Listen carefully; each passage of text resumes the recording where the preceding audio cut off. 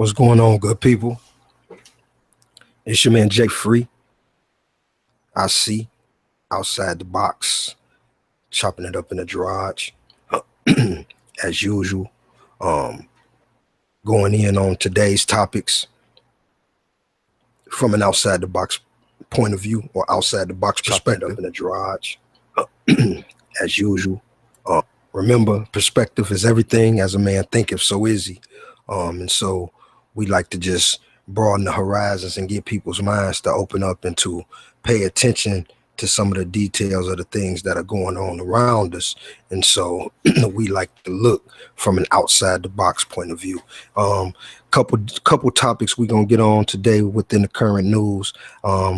As you see by the title, I just wanted to start out with this topic to bring up a couple points, but we're going to talk about a couple things. Anybody that's listening, like what we're doing, like the video, subscribe, or just click on in and get on in the chat room and share your 2 cents, share your perspective. Again, all we doing is trying to challenge the mind to open up to critical thinking, to thinking outside the box and not just accept everything as it's given to us on the surface level. And so that's where we come from. As the topic said, if us are familiar with the story already, Black Muslim police officer in Minnesota kills an unarmed white woman. The story is a few days old, so I know plenty of people are familiar with it. Pull up the article because some may not be familiar with it. With it, we can read a little bit of what's going on. I guess it was July 18th. This weekend news came out that an unarmed Caucasian woman was shot and killed by police and what her family believes is an unjust shooting. Typically, whenever a police officer shoots and kills an unarmed African-American victim, Blue Lives Matter, American Nazis rush to support the officer, no matter what the circumstances are. Now, it said, let me read on. Well, this case is a little different. You see, the officer is Black, from Somalia, and Muslim. Here's how the Daily Mail is reporting it. The 40-year-old was gunned down by Muhammad Noor, 31, the first Somali American officer in this precinct. Things to point out that we all know to be true. It says, whenever a police officer shoots and kills an unarmed African-American victim, Lives Matter protesters and American Nazis rush to support the officer. In other words, they run to the scene of the crime, and they said, regardless of what the circumstances are, it doesn't matter if it's evidence to prove that the officer did something wrong, that he was acting, he was acting out of order, or that he was in malice when he done the crime. It doesn't matter. Reporters say, well, their job is hard and it's challenging and they're troubling. Blue Lives Matter. And we've always talked about that no one ever said that another life didn't matter when they said that Black Lives Matter. But what they said was, you act as though Black lives do not matter. And so the separation where they came in with the Blue Lives Matter was like a slap in the face to say, hey, everybody's dying, all lives matter. You know what I'm saying? And so this is critical because they created the slogan that Blue Lives Mattered. And now we have a Black officer that has killed a white woman, not just a white male, but a white woman who, based on what they're showing about us, had, there was nothing that could be said that would, purvey a message that would say that she was hostile or that she posed a threat. You see what I'm saying? And so it changes the dynamic, people's perspective and what it is that they're looking for or that they're looking at. And so now, but where are the officers? Where are the neo-Nazi groups that are rushing to the support of the officer? Why are they not rushing in and saying Blue Lives Matter, Blue Lives Matter? Because now it's a white woman that's been killed. So not a whole circumstance, everything changes. And all I try to do, again, as we say, think outside the box. All we try to do is get you to pay attention to some of the details that are going on and how the rift and the separation is being caused to keep people divided and to keep people fighting and to keep us continuing to scrape at the barrel, while those at the top continue to propagate the plans and the agenda that they have on their list. You see what I'm saying? So a lot of things that we see that are going on in the news oftentimes are psyops, they're false flags, they're hoax. You know what I'm saying? And so we have to be able to pay attention and discern in between, because with all the violence that have gone on around the country between the races, as well as between police and civilian, military, and so on and so forth, Muslim and Christian. You know, there's a lot of strife in our country right now. A lot of lines are being drawn in the sand, so to say.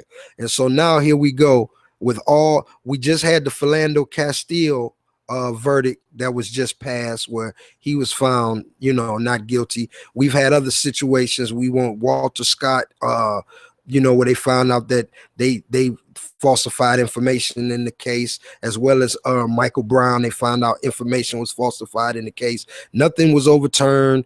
They didn't overturn the cases. Philando Castile, the officer, still was acquitted and allowed to walk away. So the slap in the face of injustice that goes towards people of color or people of the different race, now we have a white woman that have been shot by a black officer. And so to see what the response or the reply will be, because now this officer ends up becoming convicted and ends up, you know, getting sentenced and faces time. Now where do we stand? You see what I'm saying? Now where do we stand as far as justice? Because if the black officer gets arrested for the same thing that the white officers have been allowed to do on a repeated basis about race relations in regards to what we try to, because so many people try to act like it just don't exist no more. And what I try to point out is it shouldn't exist. There's a system at the top. Do you know that during slavery, the majority of white people were poor? And I just say that I ain't taking sides. I'm just, like I say, we got to think outside the box. We got a canker sore. We got an issue, a problem in our community, and that problem needs to be resolved. And so knowing that this problem needs to be resolved, we have to, the only way we can fix it is to go to the root. You know what I'm saying? So we got to move back layers, and we got to move back all of the games that we've been playing, and we just got to get to the root and deal with the truth. And so the truth is that there's a divide in this country based on race and economic status. And as a result, every day people are continuing to gnaw and fight at each other ahead, when really we should all be working together, because together we would all accomplish greater things. That so much more is available together as a unit. So again, I just wanted to bring the light a little bit about that situation, what was going on up in Minnesota with the black officer shooting a white woman. And I'm just curious to know what people think about that in regards to the police. I got another little story here. We're gonna click on police, because as we, you know, talk about paying attention to the things that are in front of us, stuff that we normally don't look at and don't see and don't think about. And so as we try to act like race don't play a part, you know what I'm saying, we have to acknowledge the way we are being used, fuel to hate. This one here, where we gonna share, my computer move a little slow. Baltimore police officer accidentally recording himself planting drugs at a crime scene. Now we've all heard the stories of officers, you know, using their privilege or abusing their authority, should we say. We hear about it, and for some of us, unfortunately, we've been a witness to it. Many of us, you know, have experiences where we have been pulled over by the police or whether we were walking, whether we were in a vehicle, we've been stopped or harassed at some point or another by police. And within that process, we've been, frisked and searched. We've been cars and handcuffed and set on the sidewalk, you know what I'm saying, what a so the passerbyers looking at us like we some type of off the chain criminal, you know what I'm saying, like we done something, when most of the time is nothing done. It's just an officer showing out or picking with you. And so they make you go through all these things. They pull you over and say, I pulled you over because you didn't use your blinker or your tail light was out. But then once they pull you over, they want to search your vehicle. You know what I'm saying? They want to, they harassing you. You know what I'm saying? They going through all of these hoops and hurdles. If you pull me for my tail light, either give me a ticket or no. You run my license, my registration, whatever. And when my information come back, no warrants, I'm clean, you either give me my ticket or you don't. You give me a warning or a ticket. The rest of the conversation is really unnecessary. You know what I'm saying? But the way that things go in the system that we dealing with, that's why we talk about the difference in the injustice. The way things go in the system that we talk about, they don't just give you your license and say, all right, well, I'm gonna give you a warning, man. Go ahead and fix your headlight. Go on, head home. Most of the time, they want to do more. Now, watch this. Most situations, I've been in the vehicle by myself or with a couple other people, and depending on, I've been in the vehicle by myself, and as long as I'm yes sir, no sir, yes ma'am, no ma'am, and I'm not belligerent or not out of line, and I follow orders, they'll shine the light all through the car and do all of that. But usually once everything check out, usually most of the time, some of the time, depending on the situation, I have had a situation where they say, all right, I'm gonna give you the warning. You can go ahead and leave, get your tail light fixed. Cause they, but they check you out though. But then when I'm with someone and they pull you the same way and you do the same polite, try to respect them and blah, blah, blah, they still want to say, well, anybody else got anything they ain't got no business having? Then they want to ask the other people in the car, you got your license? Can I see your ID? You know what I'm saying? Then they want to say, well, we want to, then after about 5 or 10 minutes, then another car pulls up. You know what I'm saying? Now they got backup. Then they say, would you gentlemen mind stepping out of the vehicle? Now, knowing that my Fourth Amendment, I don't have to get out of the vehicle if I don't choose to. But you know what I'm saying? The more you try to against them, the more you provoke them to anger. You know what I'm saying? So you try to be cooperative. You know what I'm saying? So that they'll hurry up and do what they doing and leave you on and let you go on about your business. And that's what we talking about. That's not, we shouldn't have to exist in that type of state where we afraid, you know what I'm saying, every time we get pulled over, wondering what's going to happen by the police if we get pulled over. Are they going to, you know what I'm saying? Because they literally what they're going to do. And this, I'm trying to get this video to come up here because I'm going to show not only pull you over, but I know people that this has happened to specifically. And we talking about where the officers now plant drugs on you. You understand what I'm saying? We're talking about the officers plant drugs or plant a weapon, whatever the situation may be. But we're talking about having to deal with, that type of I guess you would say hypocrisy, because they claiming that they there for you and for your benefit, but yet these are the things that they act out in and do. Give me a moment. I'm gonna try to see if I can get this video to pop up. I'm gonna stop for a second and then we'll come back. Let's get this.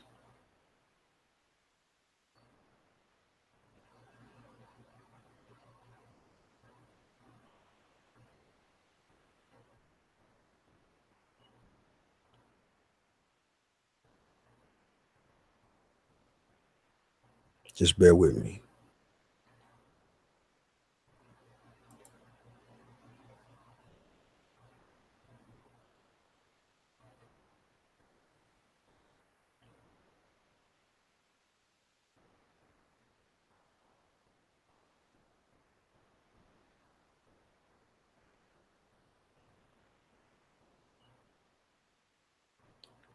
All right.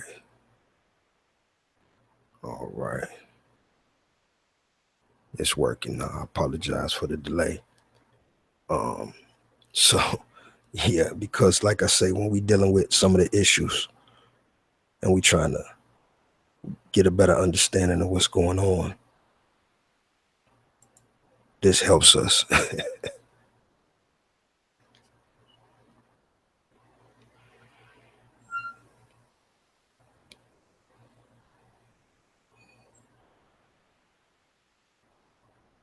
This is him planting the drugs.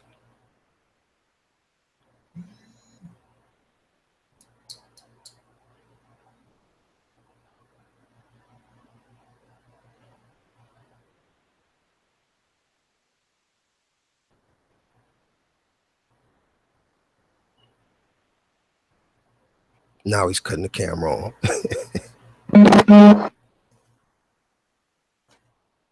Let me go check here. Hold on.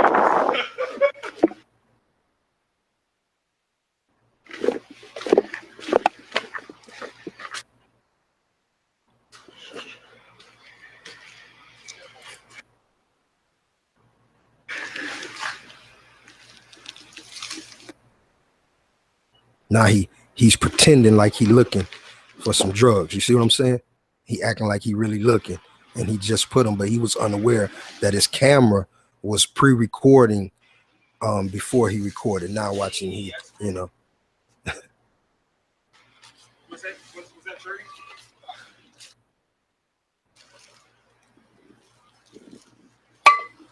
Yo.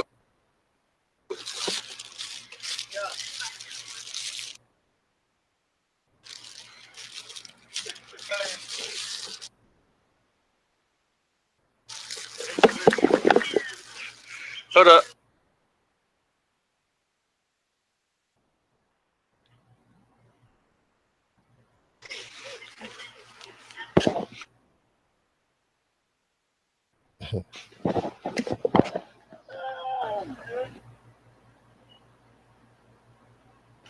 Not yet.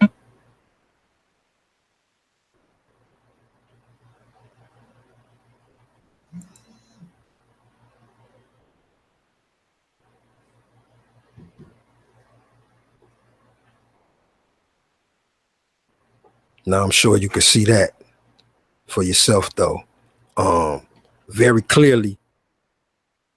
The way I understood it as I read it, the body cam itself is designed to, you know, the camera's already on anyway, just like you know, like your phone or the camera's already on. It's just a matter of whether it's recording. But apparently the way it's designed is it automatically, when you click record, it automatically saves whatever was 30 seconds prior to you hitting record. And I guess that's like a safe for us. Look, it just helped the people, the citizens, because when you think about it, I guess it's like, you know, if an officer's in the middle of, you know, a shootout or he chasing, you know, he's chasing, you know, an assailant, and he might do something, and then, like in this case, push record after he do something, but the camera's automatically gonna at least pick up, you know, you can't have that first half a minute is gonna be there from the time you hit record. So it's kind of like a good delay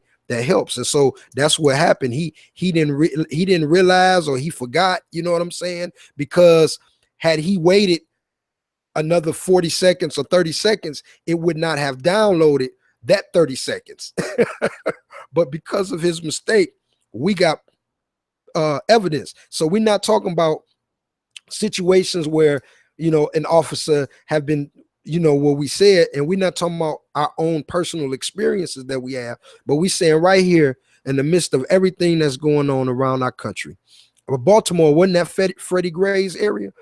Everything that's going on around our country, all of the discrepancies, all of the violence, all of the disproportionate attacks against the people, you know what I'm saying, by the government and the military, by the militarized police. And these dudes is out here continuing to, you know, they like I say, he just, it's clear, plain as day, he planted drugs. We can't, There's nothing you can say, you know, no excuse you can put on that. You know what I'm saying? As to why they would have planted the drugs. And it's a million. I don't have no details as to who the person was, why they planted the drugs, what type of. I don't have none of those details. Whether it should have been, that's not the problem. The problem is just simply open your eyes and pay attention to some of the things that's going on around us. I'm not going into a teaching mode where we're talking about this and that and what it should be.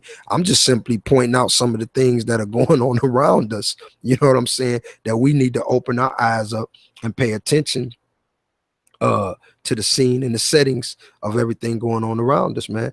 Especially when it comes to our militarized police units and what's going on. They planting drugs, they killing civilians, you know what I'm saying? They violating our rights, you know what I mean? And we operate in ignorance, completely unaware. The Constitution gives you rights far above and beyond what you allow them to deem and put on you. But like I say, the rabbit hole goes deep, but we have to accept the pill before we can be willing to go down the rabbit hole. There's a surface level of knowledge that first must be understood. So it's your man Jay Free. I see blessings and peace, man. Outside the box, 100 love.